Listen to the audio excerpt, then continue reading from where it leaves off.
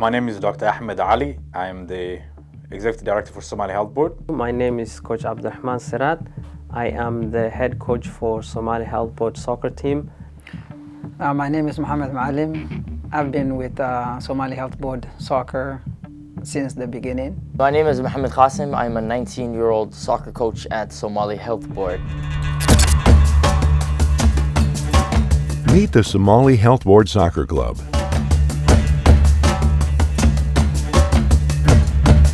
A club with passionate coaches. In this space, I need you outside. When you go in there, why would I need you outside anymore? Visionary leaders. We really want to set the bar high. We want to set the bar high for our young boys. And a supportive community. As Somali parents, it's important that we support and take part in building our soccer clubs. This is the story of Somali Health Board Soccer Club. The Somali Health Board Soccer Club was formed in 2015 with the aim of giving young Somali kids a chance to play the sport they love. I knew, God! Once you took a touch, I knew it. Well done. Try to be in the goal, though. Try to be in the goal. Abdirahman Sarad is the director of the Somali Health Board soccer program and is also one of its coaches. So the distance between the goal and you is very short. So by the time you get the ball, the goalkeeper will be right there. My name is Coach Abdurrahman Sirat. I am the head coach for Somali Health Board soccer team. Coaching was not always in his plans, as he had other aspirations. Somali Health Board soccer program has been running for the last 7 years. We started in 2015. But before that, myself, I was a soccer referee. I was involved in refereeing youth games and semi-professional games in Washington State. Still, he soon realized there was a need for coaching within his community. After refereeing for so long, I realized that there was a need in my community in terms of coaching. Although SHB soccer program started in 2015, it didn't always bear the SHB Soccer Club logo. I transitioned myself to coaching, and luckily there was already a youth soccer program called Companion Athletics that was existing that used to train only during the summer months, and that program eventually evolved, and some of the brothers that started that program, Ayanle and Hassan, were not able to continue the program, so the program transitioned to myself. And then in 2016 is when the need became in our community, as we had a lot of players that were joining the program, as the word got out that there was a Somali youth soccer program happening. It was that opportunity that prompted Dr. Hamed and Somali Health Board to take over the soccer program. So I think the most important thing for us to address is when there is good work that's going on in the community, such as the soccer program that was already existing under Companion Athletics. The brothers who were organizing that had up to a certain capacity. Somali Health Board was an upcoming organization which primarily focused on the community's health and still continues to do that. So we often talked to the parents and the young children how to stay healthy, physically active, and we worked with the Companion directors to make sure that this program continues, because they didn't have all the capacity to continue this work, but as an organization that was able to continue that work, we wanted to make sure there is no vacuum in that program to stop for the families and the youth at that time. It was a very small number of families who were utilizing the services at that point, but we saw this opportunity to make sure that not only can we continue to make sure the families have a place to constantly be able to come and the kids play active soccer on Fridays, Wednesdays, and on the weekends, but also how do we make sure that the program reaches a far greater number of our youth within King County, particularly South King County. With the program now under the Somali Health Board organization, it now had the capacity to go for a year round at no cost to the participating players. The whole soccer program started as a seasonal, only the summer months. And after Somali Health Board soccer team came on board, we expanded the program to for all year round, so that we were practicing in the winter, in the summer, and in the spring.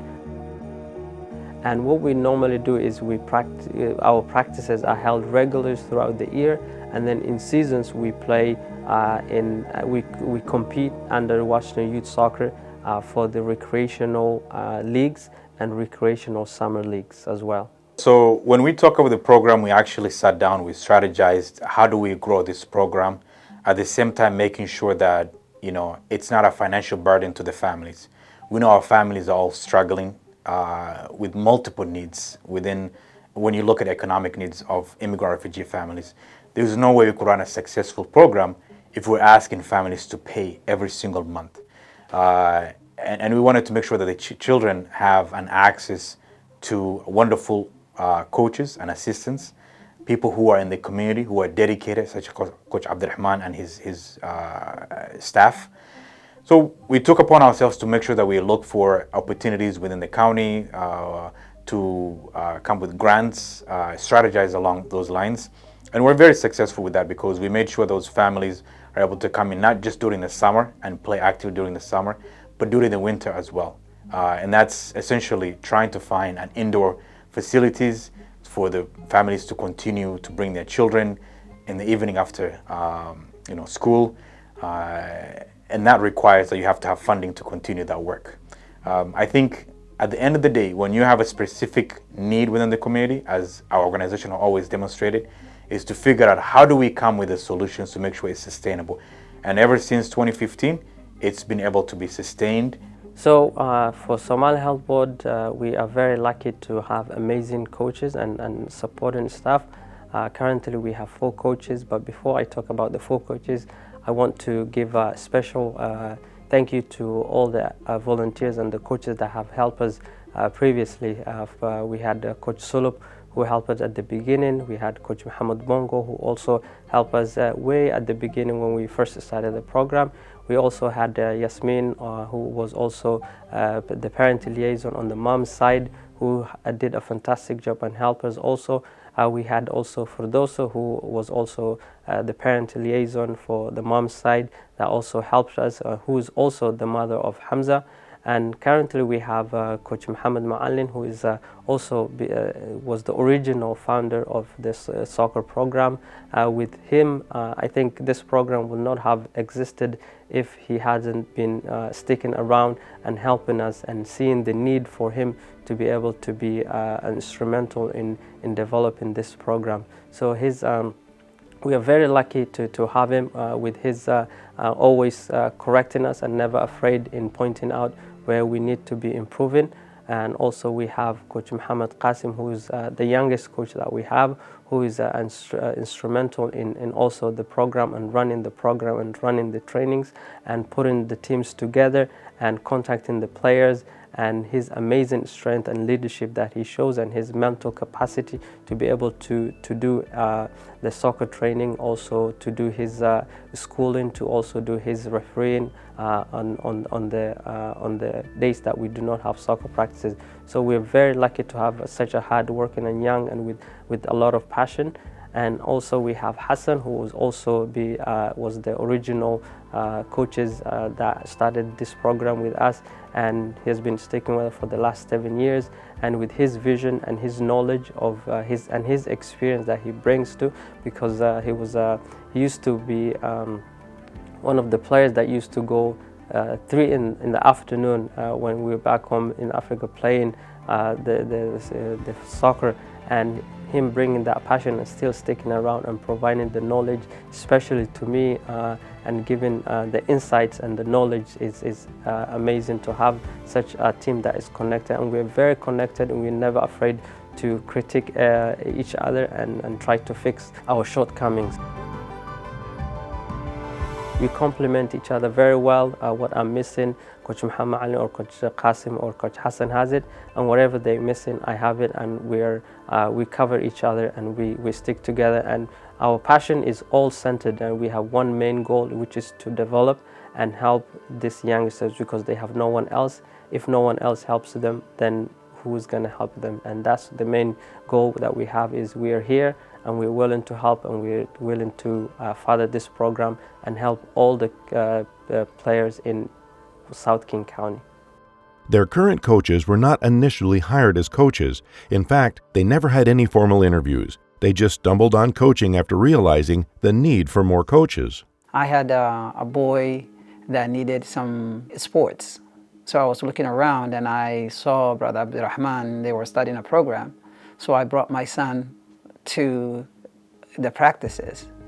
And then I noticed that a lot of the parents were just dropping off the kid and just like off to the side when there were a lot of things that needs to be done. So I started like helping set up the field, picking up the equipment, and then from then on they kind of relied on me to the point where I was kind of a great asset to the program. I joined as a player around 2016. I joined as a player and I was the oldest kid, so I would just come and just watch my younger brothers go play in league matches, and I would just help warm-ups and stuff like that. And then there was just this one match where around April 2018, Coach Abdurrahman went to go grab some things from his car, and he just said, watch the kids. And I knew that there was around 20 minutes left before game time, so I started warming up the kids, and I think that's where my career started. So I think the most important thing about the coaches themselves and the entire narrative of Somali Health Board and the way we see people is that when there is a need in the community and we recognize that someone has a certain talent, certain aspect of leadership, certain type of time and volunteer opportunities that they can give to the community, we don't close the doors for anyone, right? I think a good example is Coach Abdurrahman himself, who is what I would consider the founding father of this soccer program. Along with that, you have Coach Mohammed Maalim, who is a parent of one of the children who actually plays for the soccer. And he saw the opportunity that as a father he can come in and be part of his son's soccer activities and also see what the needs are, and was able to volunteer his time and effort. As we found opportunities for the organization, that is how he took that assistant coach position. Mohammed Qasim, on the other hand, a young, wonderful young man who was himself a soccer player within Somali Health Board, part of Abdurrahman's students, players, and graduated from high school, saw the opportunity to come back and give back into the community, and was able to join him as an assistant coach. And that has become a good example to the other younger kids, young boys who oftentimes feel like they don't have opportunities within the community. What can they do at a young age? And we do have others who are also aspiring to do the same thing. So I think with us, we have a different concept in terms of how do we value people within our community, right? You see someone that really wants to participate in our activities, you're free to join us. We find the opportunity to bring you in as an employee. We're glad to do that because we know that as a society, we can only grow, we can only prosper when we see the value in each one of us. Every person has a value within our community. Each person, especially when you're passionate about something, whether it is the healthy eating, it is the senior projects that we run, it is the child maternal care programs that we run, or for in this case, the soccer program. When you have a passion for something, we want you to join us. We want you to be part of that. And that's the story that our coaches share all collectively. Mohammed Qasim is the youngest coach at SHB Soccer I'm gonna Club. work on shooting first, then I'm gonna work in the ticky-tacky things. Good, that's well done. Good, go, good. Coach Qasim spoke about coaching the U10s and what makes him proud of them. We never prioritize soccer. School comes before soccer, family comes before soccer, and Duxi becomes before soccer. And to see them succeed in all those things and then also succeed in soccer is mind-blowing. He also spoke about what he's looking for at that age. At that age, I'm looking for them to build teamwork, communication skills, and to respect one another. I think if we teach those morals growing up, by the time they're U18, they're gonna have it. There's not gonna be those little fights of, oh yeah, I'm this position. If they know starting from at the young age, you grow up with these morals, they're gonna go far in life. Coach Kasim is currently a second-year student at University of Washington, pursuing a degree in computer science. Absolutely. I think he's a prime example of what we wanted to do with the boys' soccer. We wanted to make sure that our young African, East African, Somali youth, especially black kids, black boys, to be able to understand that not only can you play soccer and be good at it and be successful, but also academically as well. The soccer program is also a mentorship. Coach Abdurrahman himself is an engineer. Coach Mohammed Maalin is an engineer himself, as a parent, as a coach assistant. And now we have Mohammed Qasim, who you mentioned, who himself is a University of Washington student, pursuing his engineering degree. Is also an assistant coach, referee for athletic programs out there, and is a great example to the young boys that you not only play soccer and be great at it, but you need to make sure that school and education is also top priority for you. You need to have good grades, and that's something that I really want to thank the coaches for constantly emphasizing on that, as they tell their parents, as they tell the young kids. I know as a parent myself, I can tell my son what is good for him, but most importantly, I think he will listen very closely and carefully and listen well when he's someone who's about the same age as he is.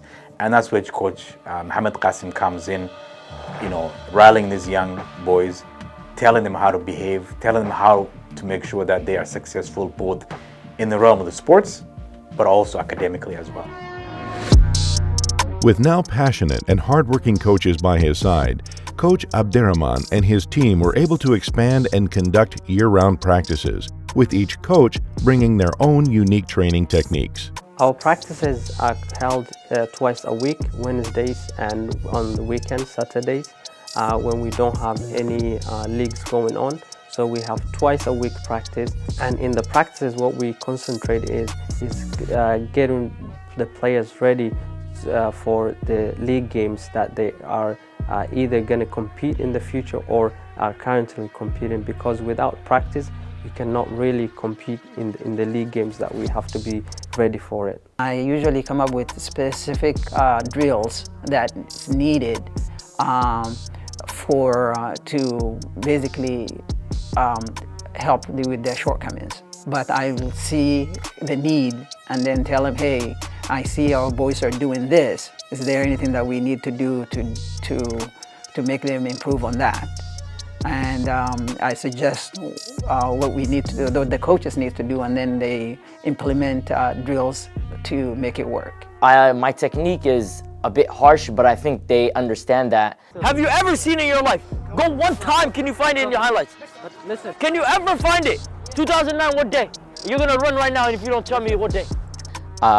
It's the love that I have for them and that I want to actually see them succeed. It's not just because I want to be mean just to be mean. All right, Idris, don't say you need to do better. It's okay. Next time, you go back, help him. You guys win the ball. The practices are not only designed to physically prepare the players for in-season games and tournaments, but also to develop their mental capacity. I feel what we really focus on is to have the mental strength, giving them talks, trying to talk them out of things that they're going through during that day, or things that they have experienced at school that are bringing them down. So we try to cultivate and motivate them so that they have the mental strength, because if you have the mental strength, then you will be able to do anything. And we realize that the players, when they're happy and in a good environment, then they're able to train. But our main focus, if we were to condense it, is we work on mainly the mental health of the player.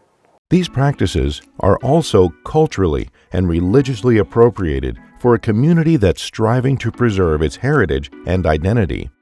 For us too, when our practice sessions are 3 hours long sometimes, and as Muslims, we pray 5 times a day. So whenever the time of the prayer comes during when we run in the practice sessions, we completely stop playing and we completely stop the training sessions, and we perform our obligation of praying and making sure that the players are aware and doing what they're supposed to be doing when the time for the prayer comes. So we try to help them so that they continue some of the practice that they have at home, so that when they come to the field that they are free from praying. But we make sure that they hold the religious aspect and in that way, so that they know that when it comes the time for praying, or when there's a religious obligation, that everything has to be stopped and religion comes first. And we make sure that, and we also as the coaches provide a good example to the young players, so that they know this is normal and it's okay to pray everywhere. Because most of us in this environment that we are, people are sometimes trying to hide their religion. But for us, we express our religion so that the players know this is normal and this is your right to express yourself. And when the time for prayer comes, you are required to pray and stop the worldly stuff. And that is some of the aspects and the teachings that we're trying to teach the players as well. When a kid says, I can't come because I have duxi, we don't need an explanation. We know what duxi is. We know how that works. If they go with a different club, they don't know what duxi is. They really don't care about duxi. When it's prayer time, we pray right there in public. It's not like we're hiding or we're trying to get an excuse to do our salah. So we make sure the program is compatible with all their other obligations, whether it's their duxi, whether it's their prayer time, and anything that conflicts with their religious or cultural norms, we'll make sure they will never see that. So it's a very, very good environment where they feel at home. Somali Health Board Soccer Club currently has over 150 players, ranging from the ages of 5 to 17, with some of them participating in leagues and tournaments. So we have over 150 players, and what we try to do is we try to align the players by age, because that's what is required for them to compete in the leagues. For example, if we try to combine players that are 5 years old with other 5-year-olds, and we make a team that is under the age of 6, and then also we make a team that's also under the age of 10, and we go up all the way to the age of 17, and those are the players that compete at the leagues. Currently we have 4 teams, U9, U10, U16 and U17, playing under Washington Youth Soccer that are compete all year round. Spring season, fall season, and summer season, we have small tournaments that we compete that are like that go one weekend where they get to play 3 or 5 games in a day, and those are called just mini tournaments. And then in the winter we play mainly indoor season. So it's cold to play outside, but we still have indoor leagues to compete for the teams, the 4 teams that we have. But in the future we hope to expand that to include every single age, from the age of 5 all the way to 17 years old.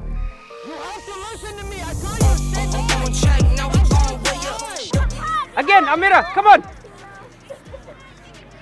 And although they currently do not have an all-girls soccer team, inclusion is still important as they let some of the young girls participate alongside the boys. We value the girls, the young girls, as much as we value the boys to be part of the active living program that Somali Health Board currently promotes within the community.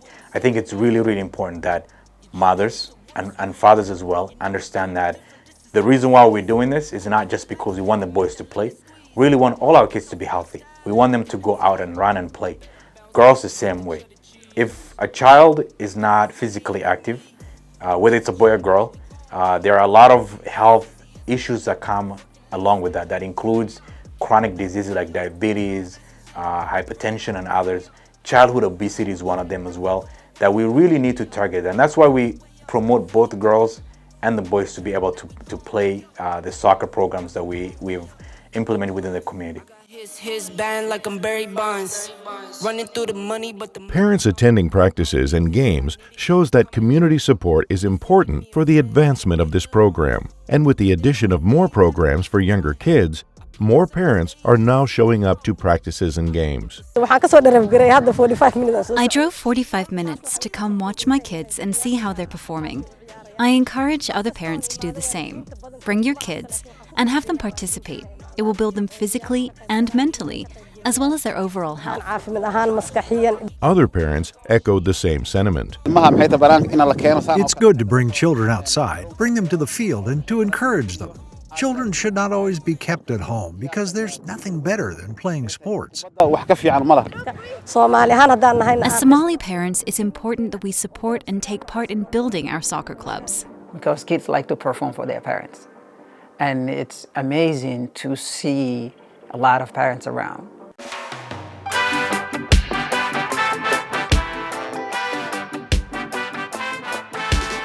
And with the purchase of a new van, the teams can now travel to practice and games with ease. Due to the generosity of Somali Health Board, they purchased a van for us that we actually transported players to the practices and to the games. And so the good thing is the players get to come to practice and games.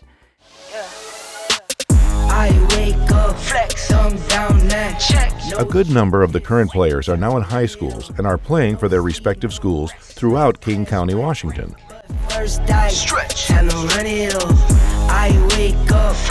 7 years ago, most of them were getting started learning the basics of the game.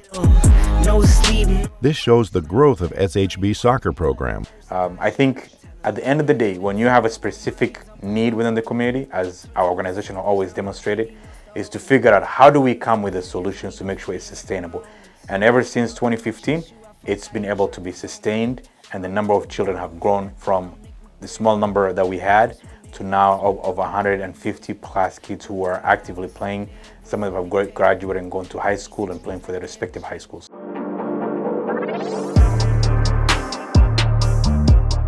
Today, we're at Auburn Mountain View High School with several players in action.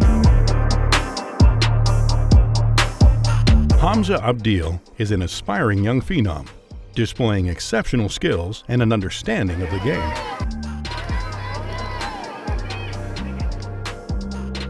Hamza Abdullah was one of the original players that started the whole program from companion athletics to Somali Health Board. So he is one of the original players. He came at a very young age, very skillful and talented from a young age. And his passion for the game was more than any of the players that I have seen at that age, at that time. And he still has that same passion and drive for the beautiful game. I played in SHB when I was like 7 all the way till I was 13 years old, where I could play here. SHB was really nice, and yeah, that's how I got to where I am now. Now he played with us for 4 years, and after 4 years he transitioned to playing for Select, where he went out, and we even suggested his parents to take him to tryouts, and he tried out for another Select soccer club in Kent, and he made the team. And at that time he was still in middle school, and then after he played couple of seasons with the club, the Valor Soccer Club, he went to and played in a very amazing tournaments with them, where he was going all over the country and winning championships. And after that, he went and tried out for Elite Player Development, which is under Washington Youth Soccer Association, which is the highest level for the youth for his age group.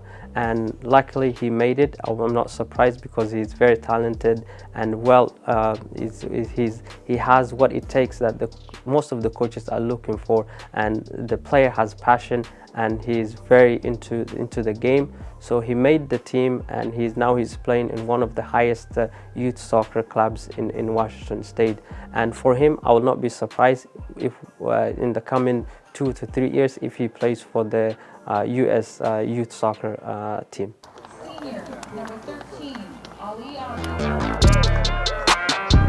On the varsity side, Kenwood's Abdinasir and Ali faced off against their old friend Zach, where all the SHB soccer coaches were at hand to watch their boys.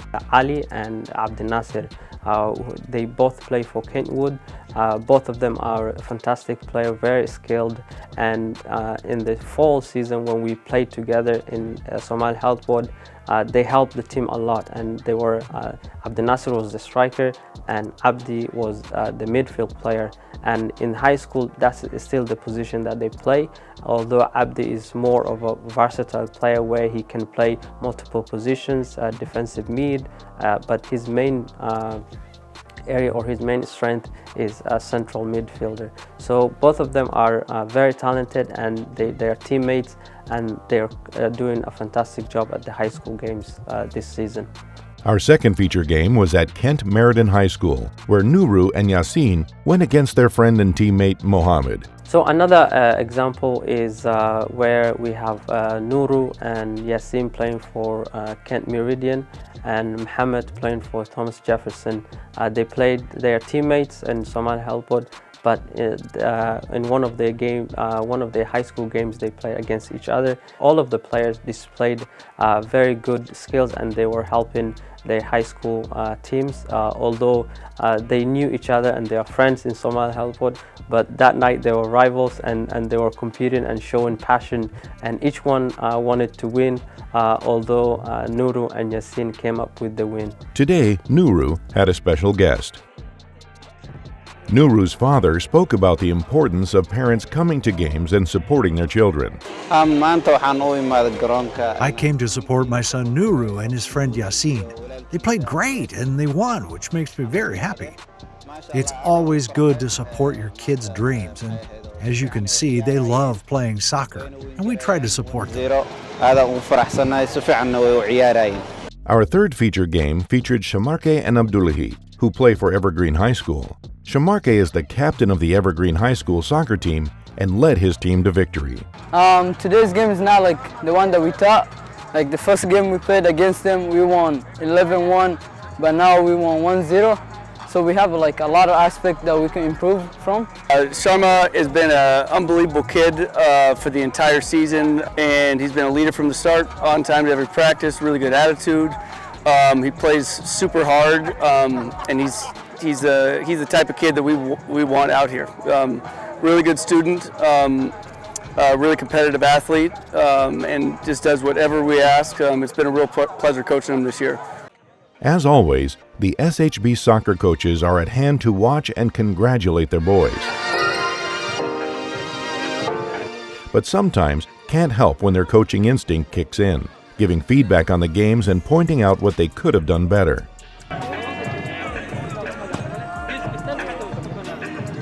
We as the coaches, sometimes we are carried away by the game, although even sometimes the game ended.